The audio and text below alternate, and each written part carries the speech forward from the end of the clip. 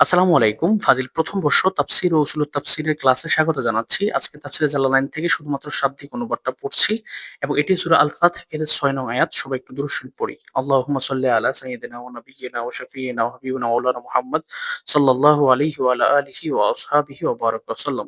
বিসমিল্লাহির রহমানির রহিম। ওয়া ইউআযযিবাল মুনাফিকিনা ওয়াল মুনাফিকাত ওয়াল মুশরিকিনা ওয়াল মুশরিকাত আয-যন্নিনা বিল্লাহি যান্নাস সাউঈ ইলা আখিরিল ইবারা। তো আল্লাহ রাব্বুল আলামিন বলতেছেন আযিবাহ এবং শাস্তি প্রদান করার জন্য আল মুনাফিকিনা ওয়াল মুনাফিকাত। মুনাফিকিন মানে পুরুষ মুনাফিক আর মুনাফিকাত মানে নারী মুনাফিক। তো আমরা এভাবে সুন্দর অর্থটা করতে পারি।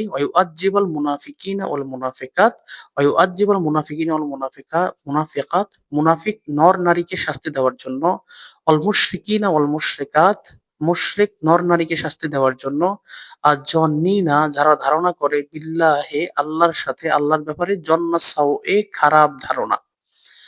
বিসফাতহিস সিন এখানে এই যে সাউউন বা সুউন আমরা সিন বর্ণে পেশ দিয়ে পড়বো না জবর দিয়ে পড়বো সেই এখানে তাফসীরটা করে দিচ্ছেন। বিফাতহিস সিনে ওয়া দাম্মিহা ফিল মাওয়াদিইস সালাসাহ অর্থাৎ এই আয়াতের আগে পরে সাউউন শব্দটা ৩ বার আসছে। এই ৩ বারের ক্ষেত্রেই বিফাতহিস সিন সিন বর্ণে জবর দিয়া সাউউন দিয়েও পড়তে পারি, অদম মিহা এবং পেশ দিয়েও পড়া যেতে পারে ফিল মাওয়াদি সালাসা ৩টি স্থানে।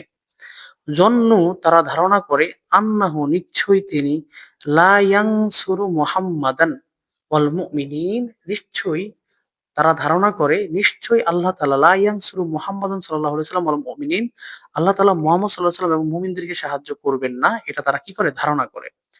আলাইহিম দায়রাতুস সাওবি এই যে আরেকবার আসছে, হ্যাঁ? ৩ বারের ক্ষেত্রে এখানে একবার।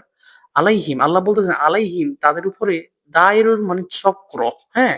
চক্র মানে বুঝেননি। চক্র মানে হলো আপনার মানে ধারাবাহিক আপনার হলো মানে একটা ধারাবাহিক বিপদের মধ্যে পড়ে থাকে। একটার পর একটা আসতে থাকা। তো আল্লাহ বলতেছেন আলাইহিম দায়রাতুস সাওই তাদের উপর হইলো কি সন্দেহের চক্র আরোপিত। অর্থাৎ তারা একটা সন্দেহ থেকে বেঁচে ওঠার আগেই আরেকটা চক্র, আরেকটা অমঙ্গল, অকল্যাণ তাদের উপর চেপে বসে।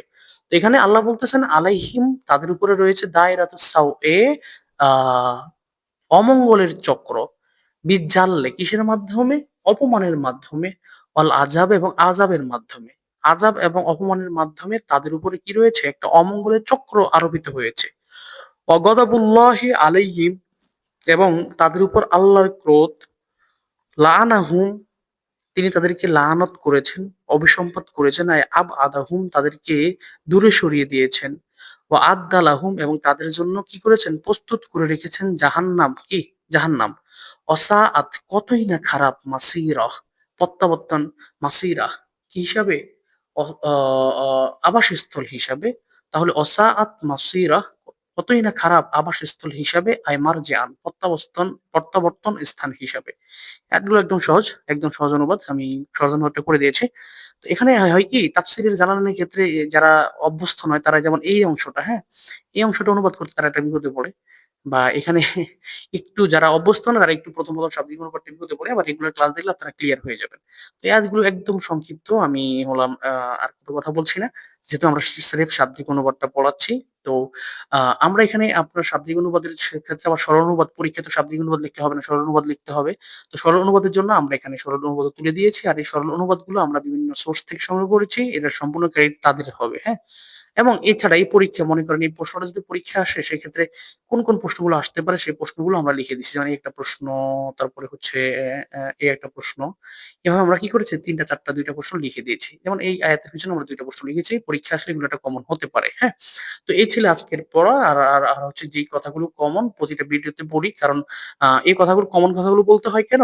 কারণ আপনারা সবাই তো আর সবগুলো ভিডিও ১ম ভিডিওটা দেখবেন না। কেউ দেখা যায় ৫ নম্বর ভিডিওটা দেখবেন, কেউ ৩ নম্বর ক্লাসটা দেখবেন হঠাৎ করে পরে খুঁজবেন।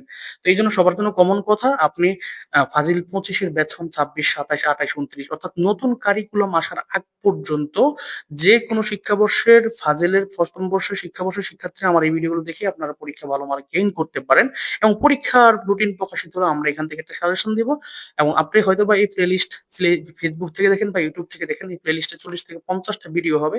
তো সবগুলো আপনি পড়বেন। কিন্তু পরীক্ষায় তো আর সবগুলো আসবে না। পরীক্ষায় হয়তোবা আপনার এখান থেকে আমরা ১৫-২০ টা কমন করে দেব। সেগুলো পড়তে পারবেন। পারবেন। এবং আপনি চাইলে এই যে পিডিএফ থেকে আমি পড়াচ্ছি এগুলো আমার নিজেরা তৈরি করেছি। এই পিডিএফটা আপনি সংগ্রহ করতে পারেন।